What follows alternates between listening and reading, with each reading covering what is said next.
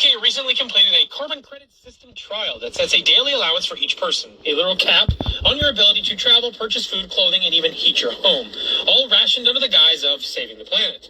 Your daily carbon limit is capped at 40 kilograms of CO2, with food restricted to just 4 kilograms. So how does this translate to actual food? Well, according to the report, a packet of cheese accounts for 1.1 kilograms of CO2, over 25% of your daily allowance. Red meat?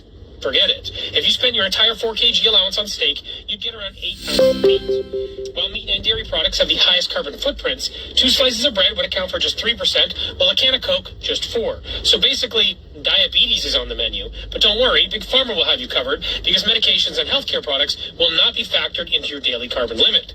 But here's where things get terrifying. They're not just suggesting it, they're testing it. Food manufacturers are already slapping carbon labels on their products. And let's not forget the food supply chain either. These policies directly threaten local farmers and producers as red meat gets penalized heavily, while synthetic lab-grown meat is being propped up as a solution. The fashion industry contributes approximately 10% of global carbon emissions, with much of the impact coming from production and transportation, which is now your problem. A single cotton t-shirt will cost you 2.1 kilograms of CO2. Synthetics will cost you much more, and if you like leather, just buy it now. But you can save those carbon credits by purchasing used clothes. So, how about travel?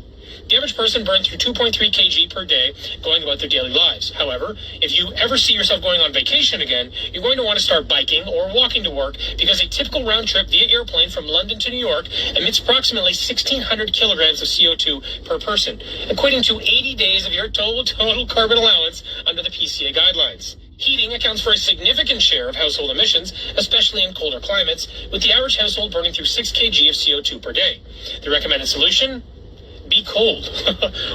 or fork over a bunch of money to install renewable energy sources in your home. There's also an allowance for leisure and entertainment. Streaming services, gaming, or internet usage at home or on your phone relies on data centers powered by electricity. So, that will cost you. Going to a concert or a ball game? Well, that involves travel, lighting, and heating or cooling. Boom, pay the toll.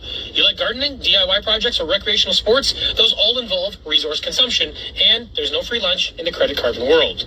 Now, you might be thinking, surely this is just a trial. Wrong. This isn't just being tested, it's being planned. In the UK white paper, they openly admit that their goal is to encourage behavior towards implementing the system. They're normalizing the idea that your lifestyle is subject to bureaucratic quotas handed down by governments that live in luxury while telling you to eat less meat. Surprisingly, here's where it gets dystopian. The system isn't about reducing emissions where it matters. The report itself acknowledges that 70% of carbon emissions come from sectors beyond individual control, including industry, exports, and military operations. But instead of tackling those, they're coming after you. You see, this isn't about reducing carbon, it's about reducing you, restricting how far you can travel, what you can eat, and ultimately, how much freedom you can enjoy. And once the system is linked to digital IDs and centralized banking, the consequences of exceeding your carbon limits are severe. Overspend on travel or food this month, you can be locked out of making non-essential purchases. And if you think that's far-fetched, China's social credit system operates on the same principles: track, regulate, and punish. And this trial isn't happening in a vacuum. Similar proposals are being floated globally. The EU's Fit for 55 program is pushing personal carbon tracking. The World Economic Forum published reports in 2022 advocating for individual carbon quotas tied to digital IDs. Even the Canadian Climate Accountability Act includes language that promotes integrating personalized carbon targets. As for the typical political hypocrisy, the same elites pushing this nonsense aren't giving up their private jets or lavish lifestyles. In 2022 alone, 1,040 private jets landed in Davos for the WEF summit, just so billionaires could lecture the rest of us about cutting emissions and personal carbon tracking. So here's the truth. Personal carbon allowances won't stop climate change. They will, however, stop you from living freely. They'll hollow out the middle class, decimate local agriculture, and concentrate power in the hands of the global elite.